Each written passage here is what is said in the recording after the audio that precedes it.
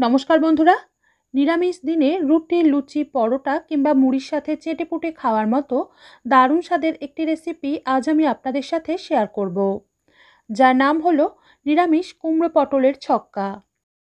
তাহলে আসুন দেরি না করে সম্পূর্ণ রেসিপির প্রস্তুত প্রণালী দেখে নেওয়া যাক আমার আজকের এই ভিডিওটিতে।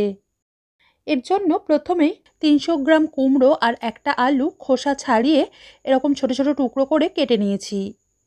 এরই সাথে 3টে পটল অল্প অল্প খোসা রেখে ছাড়িয়ে এরকম প্রত্যেকটা পটলকে একটু ক্যারাচে ও 3 টুকরো করে কেটে নিয়েছি। এরপর কড়াইতে কিছুটা সর্ষের তেল গরম করে নিয়ে টুকরো করে কেটে রাখা পটলের মধ্যে অল্প নুন মিশিয়ে হালকা লাল হয়ে আসা পর্যন্ত ভেজে তেল ঝরিয়ে তুলে রাখবো। এই রেসিপি আপনারা সর্ষের তেলের পরিবর্তে রিফাইন্ড বা সাদা তেল দিয়েও বানাতে পারেন।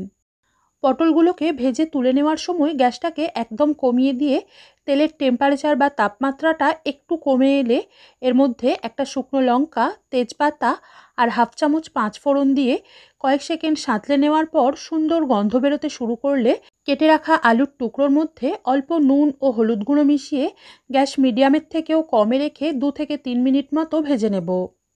এই পর্যায়ে গ্যাস বাড়িয়ে রেখে ভাজবেন না, তাহলে হলুদ গুঁড়োটা পুড়ে গিয়ে একদমই তেলটা কালো মতো হয়ে যাবে। 3 মিনিট পর ছোট টুকরো করে কেটে রাখা কুমড়ো দিয়ে আলুর সাথে আরও 2 থেকে 3 মিনিট, অর্থাৎ আলু ও কুমড়োর টুকরোগুলো আরেকটু মজে বা একটু ভাজা ভাজা হয়ে আসা পর্যন্ত ভেজে নেব। আর কুমড়োটা দিয়ে ভাজতে ভাজতেই মাঝে আমি এর মধ্যে দিয়ে দিলাম 1 মুঠো 6 থেকে 7 ঘন্টা আগে ভিজিয়ে নরম করে জল ঝরিয়ে রাখা ছোলা। ছোলার পরিবর্তে আপনারা ভাজা চীনাবাদামও ব্যবহার করতে পারেন। আলুর সাথে কুমড়ো ও ছোলা দিয়ে আরও 3 থেকে 4 মিনিট ভেজে নিয়েছি। এবার গ্যাস একদম কমিয়ে এর মধ্যে দিয়ে দিলাম 1 চামচ আদা ও অল্প কাঁচা লঙ্কা বাটা, 1 চামচ 4 থেকে 5 ঘন্টা আগে ভিজিয়ে নরম করে একটু ঘন করে গুলে রাখা হিং, একদমই অল্প অর্থাৎ আধখানা ছোট সাইজের টমেটো, পরিমাণ মতো নুন, হাফ চামচ হলুদ গুঁড়ো, 1/4 চামচ জিরে গুঁড়ো আর 2 চিমটে মতো লঙ্কা গুঁড়ো মিশিয়ে কিছুক্ষণ কষে নেওয়ার পর টমেটোর টুকরোগুলো পুরোপুরি গলে এলে ভেজে রাখা পটলের টুকরো এবং পরিমাণ মতো অর্থাৎ এই সবজিগুলোর লেবেলের সমান গরম জল মিশিয়ে এটাকে ঢাকনা দিয়ে মাঝারি আঁচে সব কিছু পুরোপুরি সিদ্ধ হয়ে ঝোলটা একটু গাঢ় বা ঘন হয়ে আসা পর্যন্ত ফুটতে দেব। সেই সময়ে আমি এই রেসিপিতে দেওয়ার জন্য একটা ভাজা মশলা আগেই বানিয়ে রেখেছিলাম, সেটা আপনাদের দেখিয়ে দিচ্ছি। তার জন্য একটা গরম কড়াইতে 2টো মুখ ফাটিয়ে রাখা ছোটো এলাচ আর 1/4 চামচ করে জিরে ও মৌরি কিছুক্ষণ ভেজে নেওয়ার পর একটু কড়কড়ে বা মুচমুচে হয়ে এলে গ্যাস বন্ধ করে মিহি করে গুঁড়িয়ে রেখেছি। এদিকে এগুলো কিছুক্ষণ ফোটার পর ঢাকনাটা খুলে নেড়ে দিয়ে দেখে নিলাম আলু সহ সব সবজি এবং ছোলা সিদ্ধ হয়ে গেছে। এবার এর মধ্যে দিয়ে দিলাম 1 চামচ বা স্বাদমতো চিনি।